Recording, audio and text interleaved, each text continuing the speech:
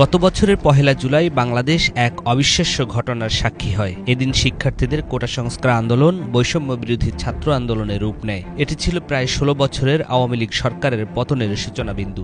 আগামী শুক্রবার অনলাইন ও অফলাইনে আমাদের জনসংযোগ হবে ৪ দফার ভিত্তিতে এবং সারা দেশে সমন্বয় করা হবে। আগামী শনিবার বিকাল ৩টায় সকল বিশ্ববিদ্যালয় এবং কলেজ থেকে বিক্ষোভ মিছিল বের করা হবে। জুলাইয়ের প্রথম দিন ঢাবির রাজু ভাস্কর্যে সমাবেশ থেকে ৪ জুলাই পর্যন্ত দেশের সব বিশ্ববিদ্যালয় এবং কলেজে শ্রেণীকক্ষে পাঠদান ও পরীক্ষা বর্জনের পাশাপাশি ৩ দিনের কর্মসূচি ঘোষণা করা হয়। ৫ জুলাই শাহবাগ থেকে আসে ধর্মঘটের ঘোষণা। ৬ জুলাই থেকে শুরু হয় সড়ক মহাসড়ক অবরোধ। ৭ জুলাই শিক্ষার্থীদের অভিনব বাংলা ব্লকেড কর্মসূচিতে ঢাকা পুরোপুরি স্থবির হয়ে পড়ে।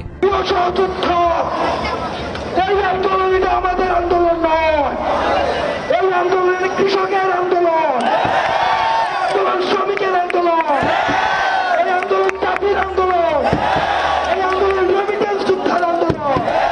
১১ জুলাই বৃষ্টি ও পুলিশের বাধা উপেক্ষা করে শিক্ষার্থীরা শাহবাগ অবরোধ করে রাখে। এমন সময় প্রথমবারের মতো সহিংসতার খবর আসে কুমিল্লা বিশ্ববিদ্যালয়ে। শিক্ষার্থীদের উপর হামলা করে পুলিশ। পুলিশের সাথে অংশ নেয় আওয়ামী লীগ, যুবলীগ ও ছাত্রলীগের নেতাকর্মীরা। এতে ধীরে ধীরে ক্ষোভে ফুঁসে উঠতে থাকেন সারা দেশের ছাত্রছাত্রীরা।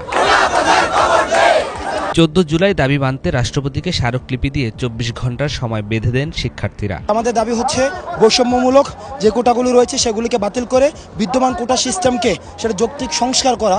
আমরা আশাবাদী, ছাত্র সমাজ আশাবাদী, আমাদের এই দাবি যৌক্তিক, মহামান্য রাষ্ট্রপতি এই দাবি মেনে নিন। অপরদিকে এদিন উদ্ভূত পরিস্থিতি নিয়ে গণভবনে সংবাদ সম্মেলনে আসেন শেখ হাসিনা। সাংবাদিক প্রভাস আমিন ও ফারজানার উপর প্রশ্নের জবাবে শেখ হাসিনা কটাক্ষ করেন। মুক্তিযুদ্ধের সন্তান নাতিপুতিরা কেউ মেধাবী না, যত রাজাকারের বাচ্চারা নাতিপুতি হলো মেধাবী, তাই না? শেখ হাসিনার এই মন্তব্য আগুনে ঘি ঢালল। রাতে বিভিন্ন বিশ্ববিদ্যালয়ে শিক্ষার্থীরা হল ছেড়ে বাইরে বেরিয়ে আসেন, বের করেন বিক্ষোভ মিছিল।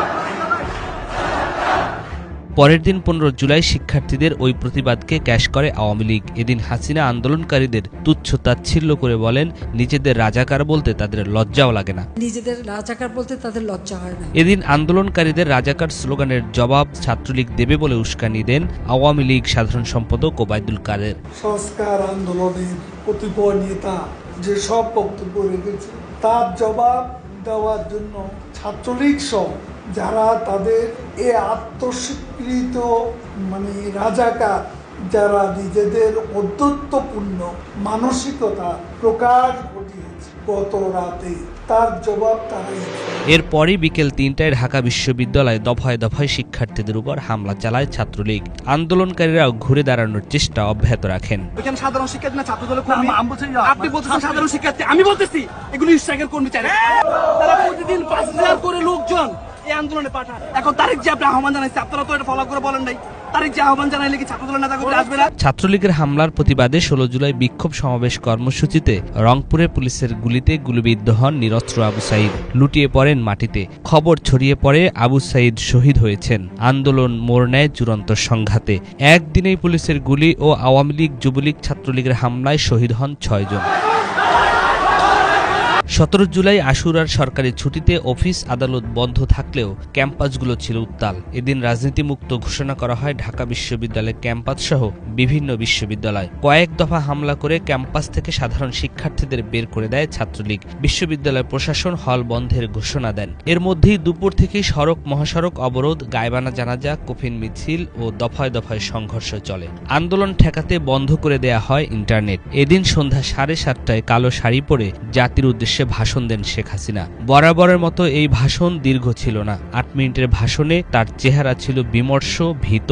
এটাই ছিল প্রধানমন্ত্রী হিসেবে শেখ হাসিনার শেষ আনুষ্ঠানিক ভাষণ। আপনজন হারাবার বেদনা যে কত কষ্টের তা আমার থেকে আর কে বেশি জানে। ১৮ জুলাই ঢাবি সহ দেশের বিভিন্ন বিশ্ববিদ্যালয়ের হল খালি করা হয়। শেখ হাসিনা সরকারের দমন কৌশল কিছুটা সফল হলো, কিন্তু সারা দেশ থমথমে অবস্থা। এদিন আন্দোলন মোড় নেয় অন্য উচ্চতায়। পাবলিক বিশ্ববিদ্যালয় যখন বন্ধ বলা চলে, সেখানেই লাঠি হাতে রাস্তায় নেমে আসে প্রাইভেট বিশ্ববিদ্যালয়গুলো।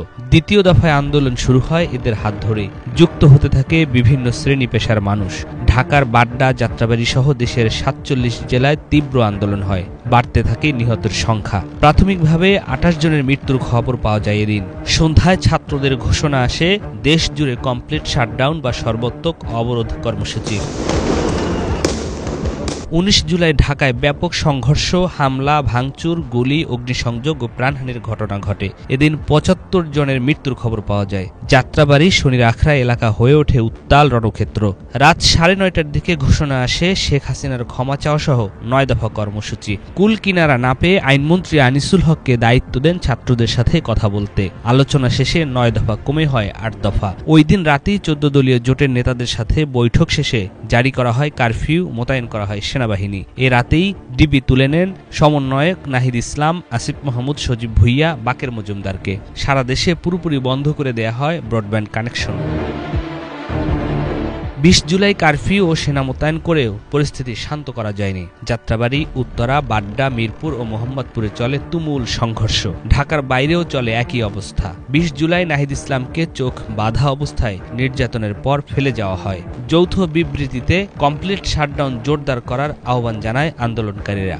২২ জুলাই আন্দোলন কিছুটা শান্ত হয়, যাত্রাবাড়িও শান্ত হয়। ব্লক রেইডের মাধ্যমে চলতে থাকে পুলিশি অভিযান। ১৭ তারিখ থেকে ২২ জুলাই পর্যন্ত গ্রেফতারের সংখ্যা ২০০০ ছাড়িয়ে যায়। শুধু ছাত্রদেরই গ্রেপ্তার করা হয়নি, বিএনপি, জামাত সহ বিরোধী দলের নেতাকর্মীদেরও গ্রেপ্তার করা হয়। এদিন ব্যবসায়ীদের সাথে বৈঠকে শেখ হাসিনা কঠিন বার্তা দেন।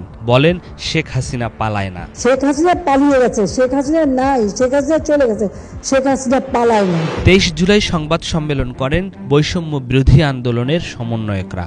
১৮ জুলাই থেকে নিখোঁজ আসিফ মাহমুদ, বাকের মজুমদার, রিফাত রশিদের সন্ধান চান। এদিন ব্রডব্যান্ড সীমিত পরিসরে চালু করা হয়। ২৪ জুলাই সকাল ১০টা থেকে বিকেল ৫টা পর্যন্ত কারফিউ শিথিল হয়। ৫ দিন নিখোঁজ থাকার পর চোখ বাঁধা অবস্থায় আসিফ বাকেরকে ফেলে রেখে যায়। ২৫ জুলাই শিক্ষার্থীদের আসামি করে একের পর এক মামলা হতে থাকে।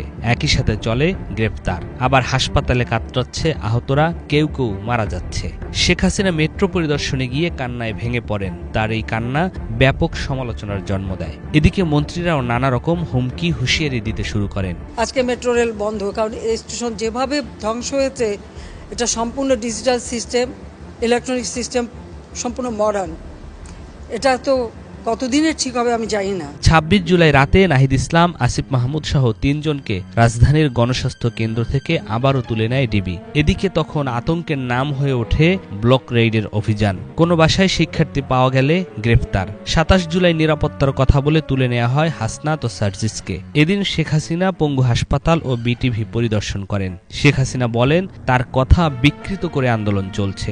১০ দিন বন্ধ থাকার পর ২৮ জুলাই সচল হয় মোবাইল ইন্টারনেট। এদিন সমন্বয়ক নুসরাত তাবাসসুমকে নেওয়া হয় ডিবি হেফাজতে। পুলিশি হেফাজতে থাকা অবস্থায় জোর করে নাহিদদের থেকে আন্দোলন প্রত্যাহারের ভিডিও বার্তা রেকর্ড করে গণমাধ্যমে পাঠানো হয়। এই কারসাজির নেপথ্যে ছিলেন পুলিশ কর্মকর্তা হারুনুর রশিদ। কিন্তু হান্নান মাসুদ, মাহিন সরকার, রিফাত রশিদ আবারও বিক্ষোভ ও প্রতিবাদ সমাবেশের ঘোষণা দেন। ২৯ জুলাই আবারও রাজপথে নামে শিক্ষার্থীরা। ছড়িয়ে পড়ে জেলায় জেলায় বিক্ষোভ। আবারও ১৪ দলের বৈঠক ডাকেন শেখ হাসিনা। গোয়েন্দা তথ্যের ভিত্তিতে আন্দোলনের নেপথ্য শক্তি হিসেবে ছাত্রদের পাশাপাশি বিএনপি, জামাতের নাম আসে। ফলশ্রুতিতে নিষিদ্ধের সিদ্ধান্ত হয় জামাত শিবিরকে। ৩০ জুলাই হাসিনা সরকার একদিনের শোক ঘোষণা করে কালো ব্যাজ ধারণের আহ্বান জানায়। অপরদিকে আন্দোলনকারীরা মুখে লাল কাপড় ও ফেসবুক প্রোফাইল লাল করার ঘোষণা দেন। এখানে পরিষ্কার হয়ে যায় দেশের বেশিরভাগ মানুষ কোন পক্ষে। ৩১ জুলাই মার্চ ফর জাস্টিস নামে পদযাত্রা কর্মসূচি পালন করেন শিক্ষার্থীরা। এদিন পুলিশ আবারও চড়াও হয় শিক্ষার্থীদের উপর। সন্ধ্যায় ঘোষণা আসে রিমেম্বারিং আওয়ার হিরোজ নামে নতুন কর্মসূচি।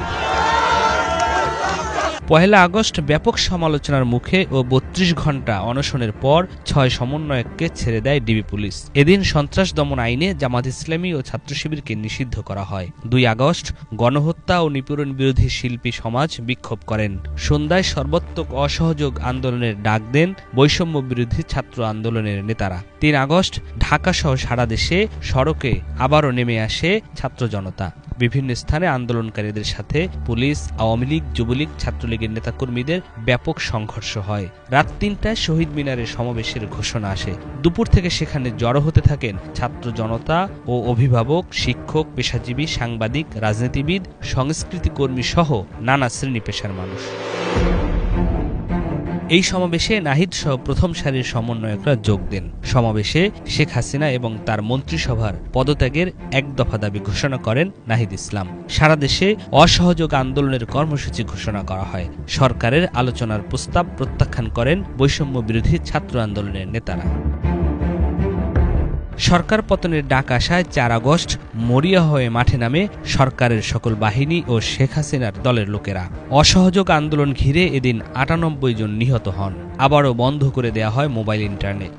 বিপুল হতাহতের প্রতিবাদ ও সরকারের পদত্যাগের দাবিতে ৬ আগস্ট মার্চ টু ঢাকা ঘোষণা করা হয়। পরে এই কর্মসূচি একদিনে গিয়ে ৫ আগস্ট ঘোষণা করা হয়। আমাদের যে ৬ তারিখের যে লং মার্চ টু ঢাকা কর্মসূচি ছিল সেটাকে আমরা একদিন এগিয়ে নিয়ে এসেছি, অর্থাৎ আগামীকাল ৫ই আগস্ট সারা দেশের মুক্তিকামী জনতাকে ঢাকার উদ্দেশ্যে রওনা হওয়ার জন্য আমরা আহ্বান জানাচ্ছি। ৫ আগস্ট সারা দেশে কারফিউ চলছে, থমথমে পরিস্থিতি। এর মধ্যে দুপুরে কারফিউ ভেঙে জনতার ঢল গাজীপুর থেকে ঢাকায় প্রবেশ করেন। শেখ হাসিনা ২টা ৩০ মিনিটে পদত্যাগ করে হেলিকপ্টারে দেশ ছেড়ে পালিয়ে ভারতে আশ্রয় নেন। অবসান ঘটে প্রায় ১৬ বছরের ন্যায়হীনতার। আর এদিকে পুরো রাজধানী বিজয় উল্লাসে মেতে ওঠেন। হানা দেন গণভবনে। জনতা নিয়ে যায় শেখ হাসিনার হাঁস, মুরগি, পুকুরের বড় বড় মাছ এবং আসবাবপত্র। বাংলাদেশের ইতিহাসে ৫ আগস্ট ইতিহাসের এক অন্য মাত্রা যোগ করেছে। যতদিন বাংলাদেশ থাকবে ততদিন স্বৈরাচারের বিরুদ্ধে জনতার ক্ষোভের উদাহরণ হয়ে থাকবে ৩৬ জুলাই। এই ৩৬ জুলাই হয়ে রইল বাংলাদেশের ইতিহাসের অন্যতম তাৎপর্যপূর্ণ দিন। নিয়াজ মাখদুম, বাংলা ভিশন, ঢাকা।